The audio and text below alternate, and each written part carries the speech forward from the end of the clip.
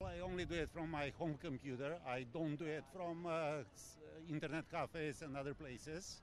I only buy from sites that I know, sites that have a reputation. If it's not a verified by Visa company or somebody that's kind of reputable, I won't use it. Like eBay or somebody like that, definitely, but some of the new guys, no way.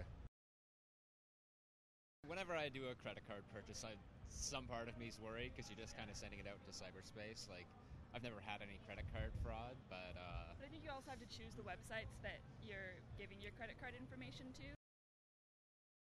Nothing bad's ever happened to me, and I feel like when things are bad that happen to people, it's the exception and not the rule.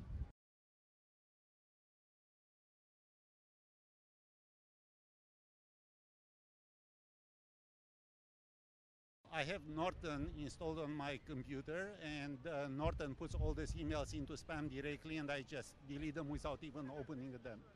So I never look at them.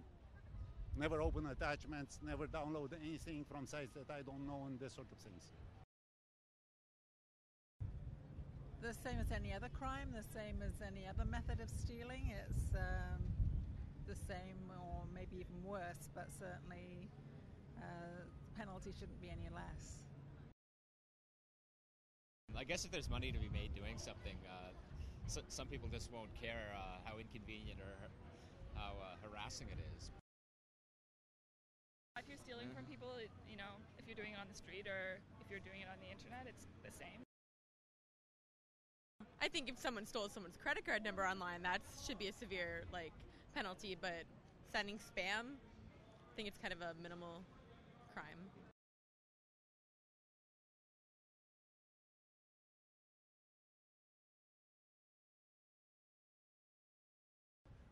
Some come from banks. I got a number. I'm a TD customer, and actually my son bit, and he entered his information in. He saw the TD logo. He's only 17. He didn't know any different, so he put all his information in. We had to go get him cancel his account and get him a new account. Because I said, look at that, and he said, oh, I filled that information in yesterday.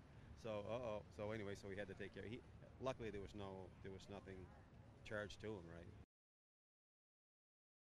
I would say that 90% of the emails I get are spam. And what do you do when you receive them? I try and filter them straight to my junk, and if they're in my junk, I put them as a scam, and they still keep coming back.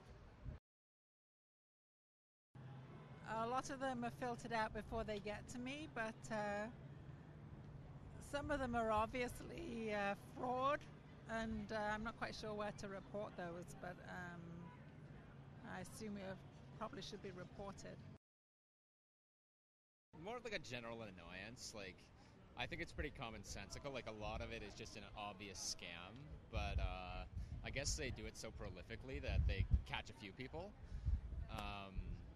And viruses are kind of unavoidable. The longer you use a computer, eventually you get something. I get lots of spam, even from banks that I don't have an account at. I just ignore them because I don't have an account there. And even if it's a bank that I have an account at, I don't log on.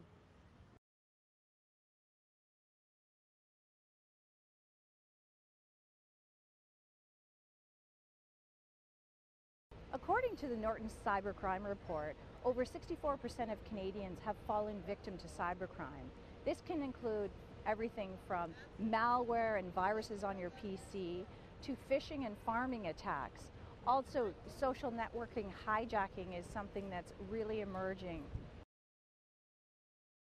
Canadians need to report cybercrime and cybercriminals to the authorities. 85% of Canadians feel that these criminals will never come to justice, and it's a faceless crime. With enough community and country support rallying behind this, it can make a difference. To avoid becoming a victim of cybercrime, there's some very simple rules you can follow. Make sure your passwords are secure. They're a combination of letters and numbers. Make sure that you have a separate credit card for all your online transactions.